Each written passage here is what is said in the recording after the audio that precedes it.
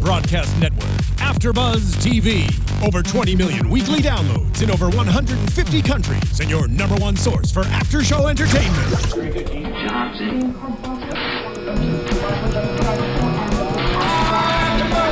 AFTERBUZZ TV, the destination for TV superfans, producing aftershows for over 300 of your favorite TV shows, interviewing celebrities and showrunners, and bringing you behind-the-scenes exclusives. All thanks to E! Entertainment's Maria Menounos, producer Kevin Undergaro, and internet leader Akamai. Now, let the buzz begin!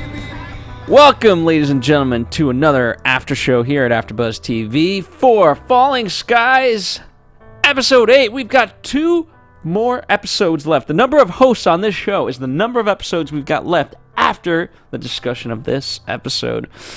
Welcome, Lauren Lograsso. Thank you, Phil. Welcome right back to you.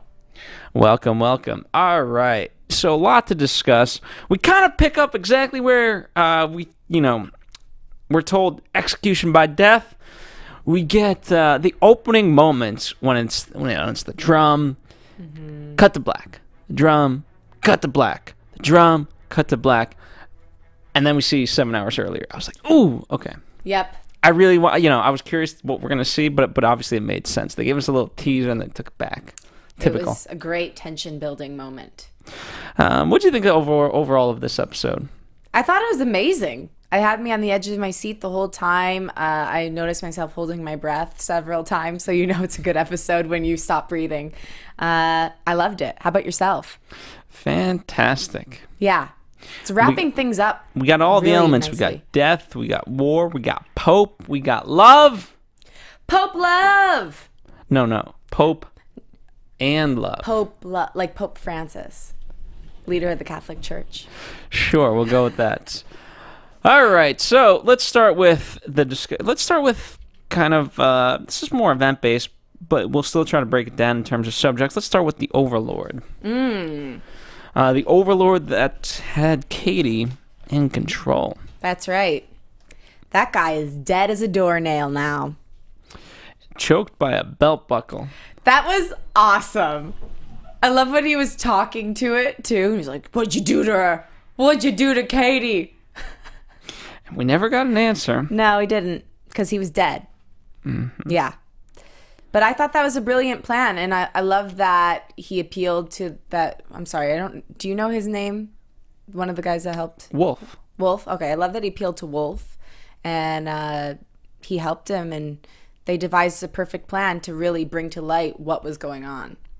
Yeah, but, Kate, we find out towards the end that Katie still had the memories, and we'll talk about that a little bit more because obviously it's a touching moment, but she remembers that Dan, that Wolf would not be capable of this. He was not trained in this kind of combat, whereas it was Colonel Weaver. And so she knows, but he's like, I'll tell if you tell. And she doesn't tell. Right. She is, unfortunately, she's sneaky, and she played it great. That she did a fantastic job in these 2 episodes. Obviously, she will not have a 3rd episode because she's dead. She's dead. I'm obsessed with this actress because I'm a huge Office fan. I've seen the series like 3 times, and she is incredible on that show, and it's so cool to see what a different character she pulled off in this one.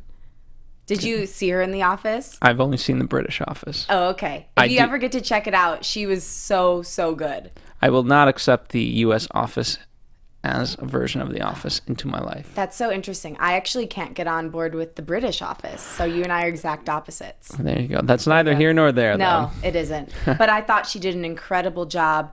Even the way that the neck checking kept growing and growing and growing, she was so good. I loved her. In general, though, it's always funny to me. It's like, because everyone notices that she was checking the neck. So if that's like, whatever that is, don't check it. Right. But since she is being controlled by an alien, or she was a creation of she was like a what? What would we call her? She was like a machine. She was an alien machine. I mean, to an extent, she was the equivalent of Ann Mason's daughter. Right. Part human, part not. I don't know.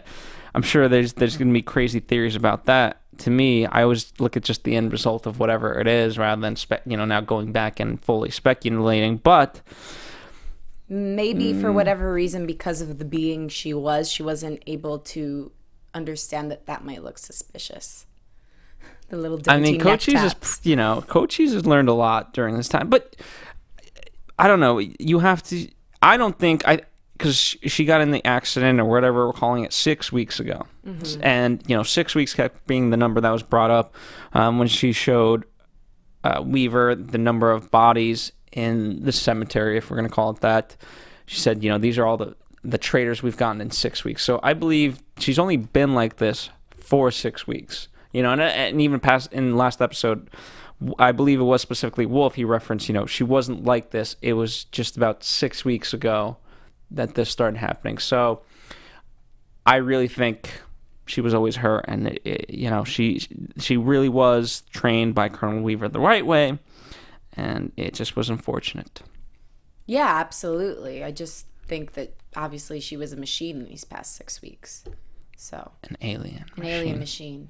A war machine to kill Tom Mason. Yeah. Also interesting that no one else thought it was weird that wound had been there for 6 weeks and not healed at all. Well, they didn't have a doctor. Right, but still. Maybe they should have been like, hey, you know what? what? If I had a cut on my hand, which I do actually, because I cut myself accidentally earlier, and this remained the same for 6 weeks, wouldn't you be like, hey, Lauren, better get that checked out. Seems like that wound's not healing. Well, again, they didn't have a doctor. However, now it could be like, Ann Mason's here. Right. You know what? Why don't you should go talk to Ann Mason. Right. But obviously, the regime under this, and certainly in the past 6 weeks, it's very much you do not question your CO. Right. I.e. Katie. Mm-hmm. Well, I'm sure they were all afraid to because she kills whoever questions her.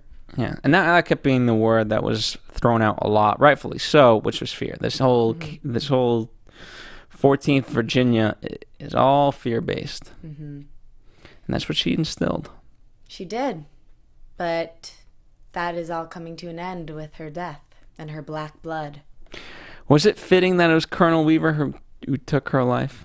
I mean, he did what he needed to. Yeah, he did what he needed to. He was still being an honorable man, still being the man that she once loved and that trained her and basically mentored her to be the colonel, or whoopsies.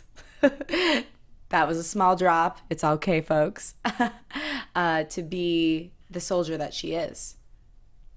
Yeah, and I'm glad he waited till last minute. He didn't want to do it up until the point that if she was going to take out Cochise or Tom Mason, she had to go.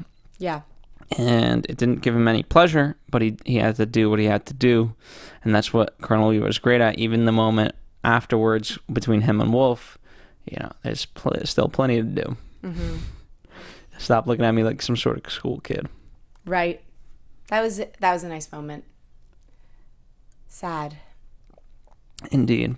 But I'm glad, we'll see kind of how it fully affects Weaver, but he's certainly been through a lot.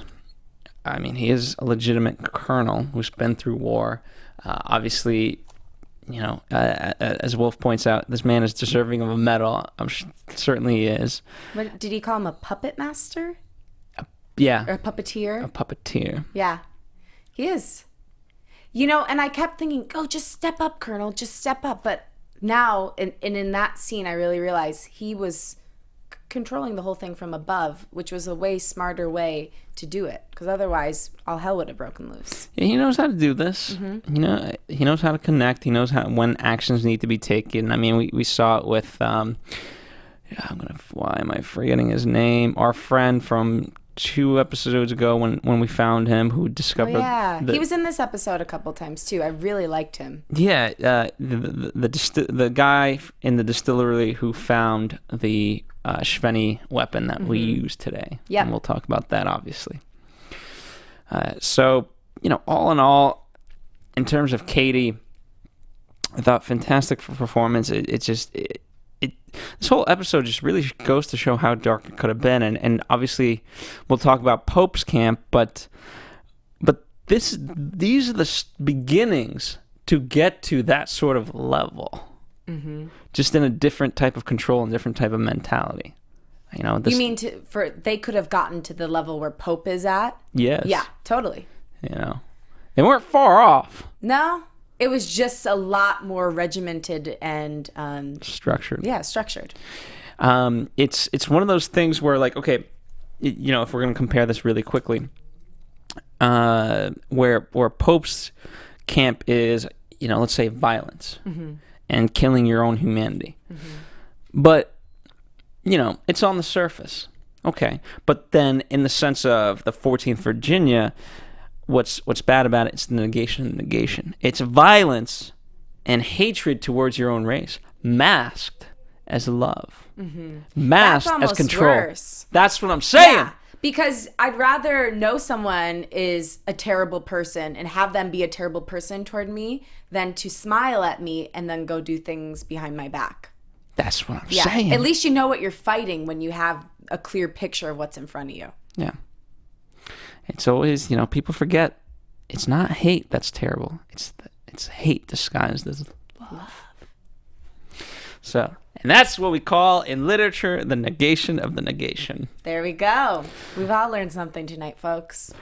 All right. So, let's talk about one of the finer things of the Masons sort of being held captive was, isn't it funny how, you know, despite this war, you can have just a bunch of boys talk about a bunch of girls. Yeah. And that moment between Ben and Hal was very touching to me, too. Let me see what I wrote. I wrote something funny.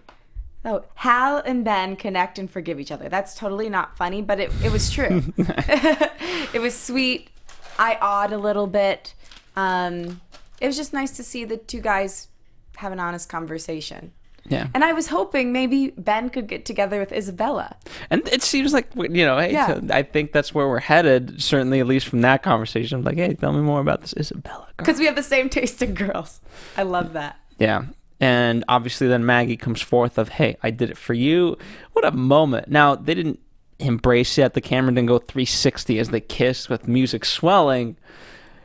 But certainly, I think they're together now. And Isabella, we're going to find out. Because Maggie assumes that Isabella and Hal are together.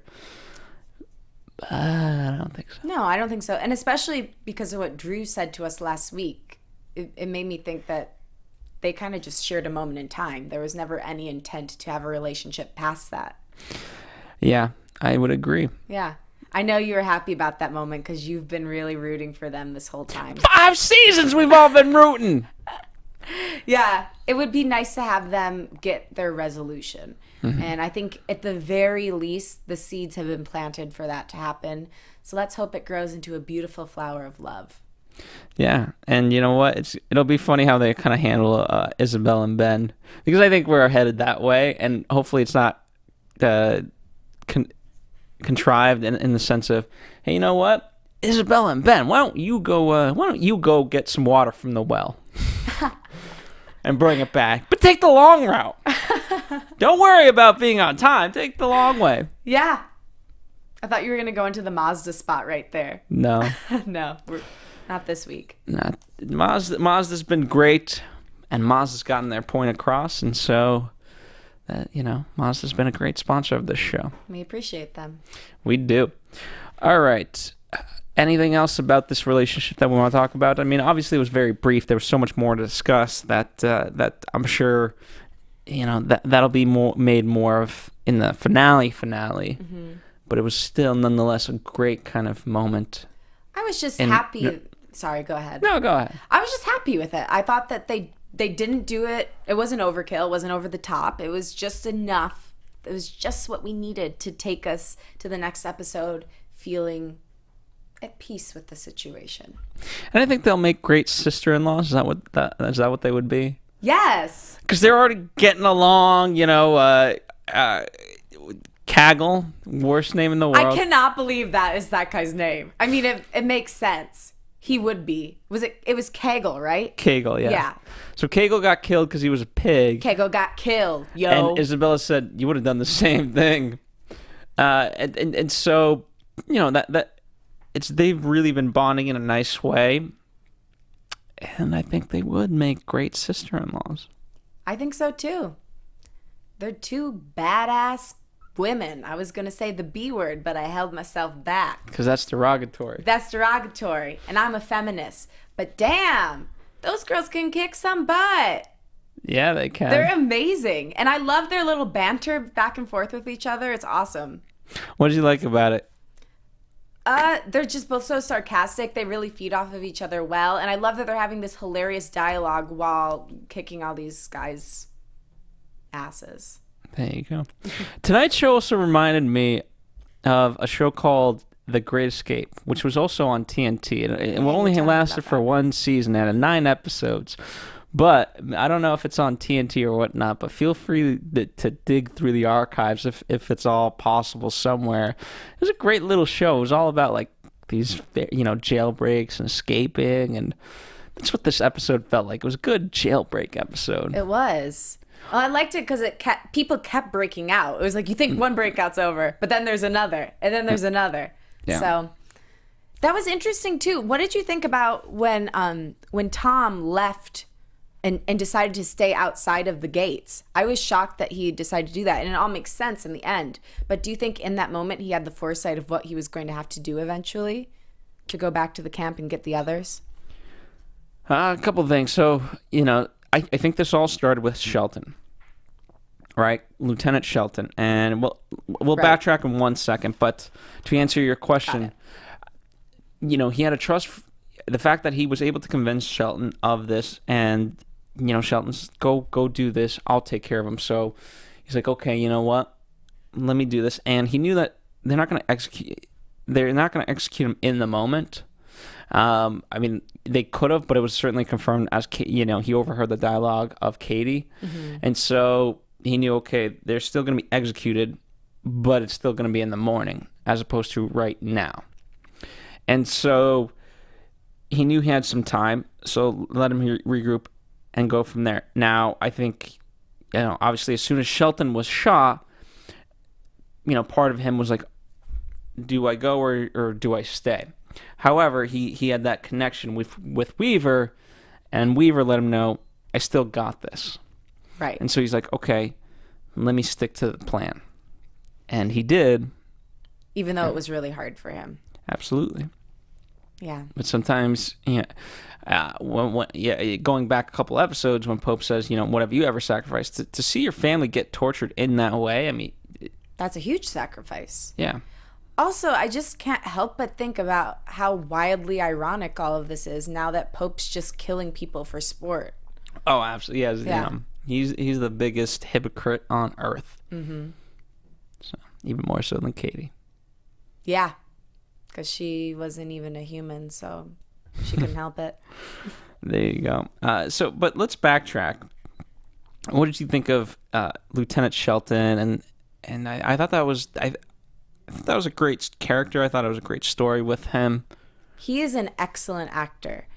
I got my BFA in acting, and one thing that we did in acting class that I saw him doing in his acting role here is he was doing inner monologue, because you saw the changes happening. It was subtle because, we as humans are constantly doing it. Like you're thinking something right now while I'm talking to you. Thinking of ice cream, actually. Are you really? That sounds fantastic. It is wildly hot right now in Southern California. But he had so many layers to every single action he took as an actor, and I really have to commend him. He created an incredibly complex and deep character for the small part he was given. Yeah, he did a fantastic job. Obviously, he knew what Tom Mason was saying was in his gut, what he felt. But if for any reason he was wrong, he obviously knew the consequences of that. Obviously, seeing his friend firsthand, and the fact that they were able to connect on that, was the turning point. And then as soon as Wolf comes in... Oh, we were both like, no! Well, because we thought that Wolf was going to get him in trouble, right? Well, at first we didn't know that it was Wolf. Right. We just heard, that sounds like treason to me. I was like, oh, crap. Just when we got Shelton, it's like, oh, okay, we're good. Did Kegel come in at one point, though? Kegel. Whoops. Kegel. He was there very early on, from what I believe. Yeah. I thought he came in and said something that kind of screwed up Shelton for a minute. I mean, there was a lot of people back and forth, but I think what was interesting, what really got it going for him, was obviously the connection with the friend, and the whole part about, why don't you say that at the trial? Mm-hmm. And one of the interesting parts that I thought was very genuine, and it was great little touch, and I don't know if it was the writing specifically, or as a character choice, however it fully came into being, but when he lets them out, he says, you harm anyone, including the captain, right? And so as much as he disagrees with the captain to an extent, we're not doing it. And that shows his integrity as a human and a soldier. Yeah. Because he, part of it is he's protecting what he's known, but at the same time, it's a test because if Tom Mason is the Tom Mason that he says he is, there's a chance of reverting Katie, and he would want him to do that. And so, if all of a sudden he's going after her, then he is a traitor, and he should be killed for treason. And unfortunately, he did see his demise, but it wasn't for treason. It was because he helped someone, and the fear had spread so deep in the camp that even that could look like a bad thing. Yeah, and it was interesting how they were justifying it. So outside, as soon as everyone gets caught, I really love the notion of the propaganda of Katie, and then as soon as Shelton is shot, I just loved how, he had full intent. He was advancing on our officer. But you could see also the disappointment in Colonel Weaver's eyes, because, it was tough because they couldn't, the sides couldn't communicate at that point. But, so, it was very courageous for him to have stepped up against everybody and said, hey, come on, guys, everybody rally with me. But I wish he had known Colonel Weaver's plan a little bit more closely, because it ended up costing him his life, which is very unfortunate. That had to happen. To see his kids again. Hope that they were safe out in the remote place where he left them. That's right. I totally neglected to even think about that as we're talking about this. Yeah, that's why it hurt me so much to see him die. I was like, damn, maybe he was closer to seeing his kids than he even knew. Because, we only got 2 more episodes left. This war's got to end, right? Yeah, has to. Can't be some open-ended thing. I hope not. Could you imagine if at the end it was just like a shootout, like from a cowboy show, and they both just drew guns, and then you hear gunfire? Would it just be like one person, one alien? Or, yeah. And then cut to black, and you don't know who shot who. Yeah. That'd be crazy. Anyway, that's just... that's an interesting theory. Predictions, everyone. Never gonna happen. All right. Anything to add about Shelton? I just really enjoyed that storyline. I thought it was cool. I thought he did a fantastic job. Mm-hmm. All right. Let's talk about the shootout, because that that's the culmination of all these various things that we've been talking about. We knew that we had to get there, because obviously the opening happened and then 7 hours earlier. So in many ways, as much as we wanted everyone to escape, we knew it wasn't possible. Mm-hmm. And for a moment, I thought, well, perhaps they did escape, and for some reason they were able to catch like 4 people they fully disliked from the 14th Virginia and had like masks on them, and they would get shot, which would be cruel. But wait, did you think that was going to happen before we saw that? Yes. Okay, so like when we saw the previews last week, you thought maybe they were all pawns that were up there. Well, I thought as soon as the opening happened, I thought, okay, if we're cutting 7 hours earlier, maybe they put like in dummy people, maybe they put in dead people already. Like, right. It's sick and twisted. I realized this, and I'm glad it went the way it did. But that was just my initial theory. That was my initial theory. So no, it's not a bad one. Mm-hmm.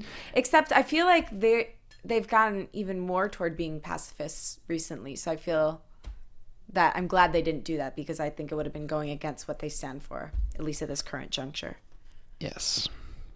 Even despite Cagle being a pig, he did not deserve to be in a firing squad. Yeah. I mean, I wasn't sad to see him go, but he went I would under have rather different have him circumstances. have life in prison. Yeah. I don't think they would have killed him. They probably just would have made him a POW. Anyway, so we get the whole shootout, and this is an intense scene because obviously things have been said. Weavers took other men aside already and said, okay, here's the game plan. And it's a very tough decision. All right, fire, and then nothing. And and part of it was, I think, Colonel Weaver gave a lot to Anne, and she really took and ran with it. Mm-hmm. She used her last words wisely. It's interesting that she was the only one that got last words. Well, what do you think anyone else would have said? I think it was wise that she was the only one that spoke, because I think she said it more eloquently than any of the other people could have. But I thought they'd all get a chance to say something. The other guys just got straight up bags over their heads. They didn't get to say anything. And then Ben got to say, "You don't have to do this, man." But he said it to the guy, not to everyone else. But not to everyone else. So I just thought it was interesting. I thought it was interesting too.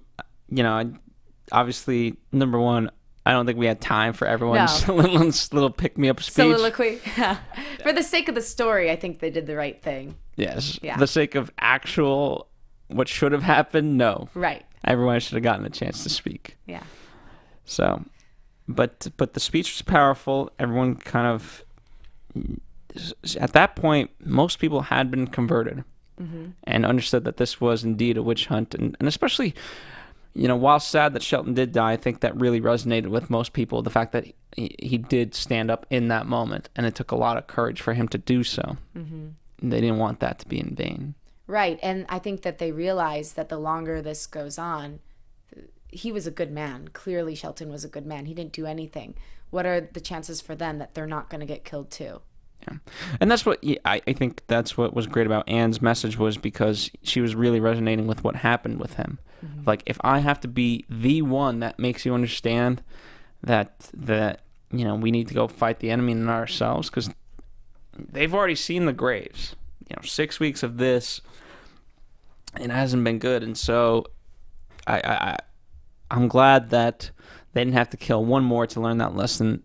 As unfortunate as it is, they were able to learn from Shelton and all the other people that have passed away. Right. I kept thinking about how lucky it was that Weaver was able to get all of the people who were shooting on his side. Mm-hmm. What if there had been one who wasn't on his side? That's the risk you take. It is a risk you take. But luckily, they were all of sound mind. Sometimes you gotta have faith in people. Just like Weaver had faith in little old Matt. Little old Matt driving on his down. Motorcycle. Sometimes you gotta just trust people to do the right thing. Yeah. Little Matt was perched up on the ceiling there, ready to shoot. Little sniper him. Little sniper Matt, that's what they call him. That's his new AAM screen name. And good old Hal, he's like, "Hey, what's up, buddy?" "Hey, bro!" I love how he just totally snapped out of the moment. It was excited to see his brother holding a gun on a roof. It meant a lot. It's the little things. You have the whole truck coming in there. That was powerful. This was a great ambush without any battle, which was a good thing, of course. Yep. So, and I thought Tom did a very risky thing, but he handled it perfectly. Like, no one shoot. We're all on the same side here. This just in general a fantastic scene. It was. And then, okay, so in terms of the spikes, Ben's able to communicate, and there's a chance. So, all in all, we learn that there's a Lord more powerful than the Overlord. Yes. He's the one we got. Alien God. Ah, man. And Cochise was like, "Oh, I never thought it was possible." Did you like that Cochise impression? I did. So what what do you think this is? I know this is like prediction territory, and we're not quite fully there yet, but you know, why are they chanting? Are they? I mean, this is their deity? Yes, I think it's the alien equivalent to God, but maybe it's more of a physical form than a God that a human would have. I think maybe you can see it and feel it, but it's on the level of God still. Okay. What do you think? I agree. I just, I'm curious how this is going to play out. Yeah. And if it is, in fact, in any way tied to what Tom Mason, because we've kind of gotten away from the Tom Mason having dreams storyline, which I think, from the teaser, it sounds like they will come back to that. But I'm curious. I'm curious what this is. And if you guys are looking for a good alien story, read Childhood End. Okay. It's a novel. Interesting. By whom? I forget. Okay. Well, we'll all have to look that up. Sounds good. I'm obsessed with this kind of stuff. It's so interesting. You know, when they were chanting, it kind of, for some reason, made me think of the Egyptians, and then it made me think of yoga. Okay. Maybe Egyptian yoga? That's what aliens love. All right. All right. Feels like I'm not going into that topic. Moving on. Let's talk about Trevor. This Benedict Arnold asshole Trevor. Yeah, what's his deal? Well, he was very clever. I mean, Trevor is clever. Anne should have known a little bit better. Like, you can't say that, you know, you had a daughter and the daughter was a year and a half, and a year and a half old won't be able to pilot a beamer to the moon. For some time, like, for someone who's so smart, sometimes Anne just has some loose lips, leaky lips, Anne. Well, she just trusted him too much, as she said. I trusted him. And it's not a bad thing, but no, obviously in this time... But in this particular situation, it is. But she thought she could trust him because he seemed like he was on her side. And honestly, she should have withheld information for a little bit. Yeah. Agreed. Yeah. She should have just said, you know what? My daughter was 20 years old. So...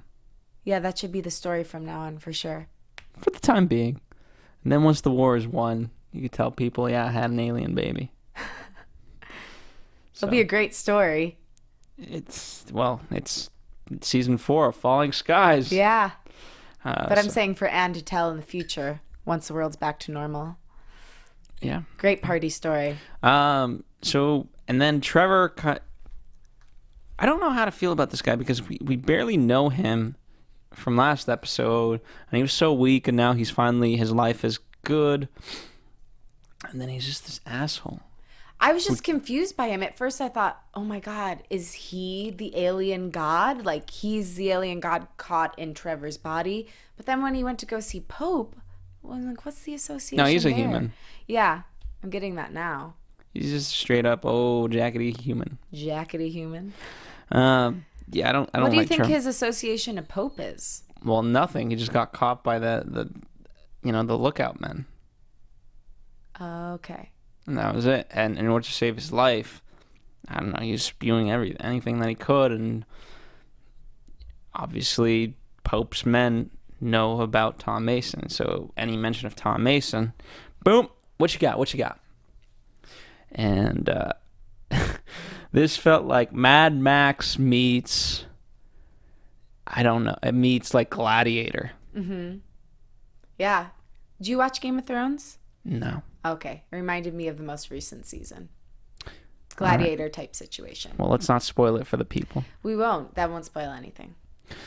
So, what did you think of Pope? Because here's Pope as a king on his throne, but he can't even sit up because he's so drunk.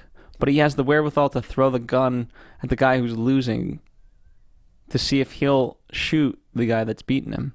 I thought, first of all, it's hilarious that he's literally sitting on a throne. That was so silly.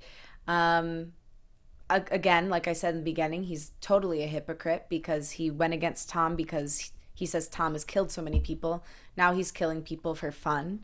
And he's clearly gone off the deep end. So he's got nothing to lose. There's no stopping a madman or no reasoning with a madman. And the only way to stop him, unfortunately, is probably going to be to kill him. Yeah. And as much as as much as he would have gotten saved by love, maybe, but, this was always within him. It was always there. That's an interesting thought, isn't it? Yeah, it is. And so he literally represents the opposite viewpoint, and obviously in many different ways, but he lives literally second by second. Whereas Tom lived, obviously he has to deal with things here and now, but he's living for the future. Mm-hmm. So he's much more well thought out. Indeed. All right. So I hear that you have some news and gossip. Oh, I do, you guys. This is pretty exciting stuff. AFTERBUZZ TV News. So obviously we're all huge fans of this show. If you're a huge fan and you want something to remember the show by once it's over, because like we said, only 2 more shows left, well, you're in luck because they're going to be auctioning off props and costumes from the show. That's going to be happening on August 29th and 30th at Premier Props in El Segundo. So it's going to feature items from every season. Some of the items are going to be Tom Mason's hero costume, an Ashveni Overlord glowing lava stone, Volm glowing binoculars, and more. And the auction begins at 9 a.m. So get down there. It's at Premier Props in El Segundo. And it sounds like fun. I might just have to check it out. There you go. We'll take a look. That'll be interesting. Yeah, it's kind of cool. Yeah, absolutely. Certainly from a bit, you make some money back. Yeah, for them. That's going to be great. And you get to walk away with some Ashveni. Just a piece. Just a piece. Just a piece of the, it's like a memory. It's a piece of the resistance. Mm-hmm. All right, so let's get into predictions for next episode or the next 2 episodes, whatever you want to talk about. And now, your AFTERBUZZ TV predictions. Okay, first and foremost, did you think that the preview that we saw was specifically for next episode, or do you think that it's for the next 2 episodes? I didn't think about it, but Sometimes they do that, and I was unclear. maybe the ship levitating out of the water will be in the last episode. Mm-hmm. That looked like a pretty huge moment. But I can't say. I don't know. Probably both. Okay. What do you think? I think this is more specifically for next episode, even though they kept counting only 2 more episodes to go. So we'll see. And I think the ship coming out of the water is going to be the cliffhanger. Mm-hmm. We know that Pope is now going to be on a hunt of his own to get to Mason. I wonder if they're encountering any aliens along the way when they're trying to find Tom or kill other people. We'll find out. I mean, at this point, we got to move. We got to move pretty fast. I know, because we spent so much time in human land. We got to get to some aliens. Yeah, we spent 2 episodes in the 14th Virginia, which is great. It was awesome. But we got to get to DC. Killer, but yeah, got to kill some aliens, not just peeps. Yeah, we got to have it's the final countdown. Is that how it goes? I think so. It's pretty good.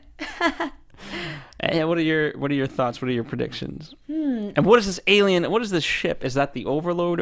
Is that the good people? It would be the good alien ship, because it was coming out of the water, and remember Tom emerged from the water. Mm-hmm. So, and we saw Rebecca there, right? That's her name, right? So yeah, we saw Rebecca there, who is the alien. So I'm thinking that those 2 things are connected. So obviously he's going to have some sort of dream or flash again that's going to give us some information about what's going on. I think the interaction with Pope is going to happen, whether it's in this coming episode or the week after, I don't know. I think Pope is probably going to have to die too, because I just don't see any other option, unfortunately. Yeah, Pope will have to be killed. Well, all right. That's what we have, but that doesn't mean the conversation has to stop. It doesn't have to end. You guys listening, you watching, you get to participate. There's a comment section. Let us know your thoughts, opinions, theories. Write some fan fiction. Why not? I would love to read that. If you do write it, please post a link. That'd be really cool. In haiku only, though. Okay. Well, I'm not going to post that restriction to y'all. If you want to do a haiku, totally. But if not, we'll still read it. And also, don't forget to subscribe, rate, and comment. I understand we only have 2 more episodes to go, and most of you are already subscribed. But if you would, just leave us a rating, leave us a comment on iTunes, especially for future humans to find. If they get into Falling Skies, they'll know, hey, this is the thing that I have to listen to in tandem with me watching the show. I think that'll be great. It's a combination. It's a great combination. And also, in the meantime, where can the people follow you, Lauren Lograsso? You guys, thank you so much for watching. We appreciate you. You can find me at LoloLogro on Instagram and Twitter and Facebook.com/Lauren Lograsso. And I have a show coming up tomorrow night at Bar 20 on Sunset Boulevard at 8 p.m. No cover charge. I'd love to see you there. So if you're in the LA area, make it out there. Yeah. Meet. Give her your fan theories in person. Yeah, you could yell them at the stage. There you go. And follow us here at AfterBuzz TV, Facebook, Twitter, Instagram. And a shout out to James in the booth. We love James. Thank you, James. And we'll see you here next time on another edition of Falling Skies, the AfterBuzz TV After Show. Bye. From executive producers Maria Menounos, Kevin Undergaro, Phil Svitek, and the entire AfterBuzz TV staff, we would like to thank you for listening to the AfterBuzz TV network.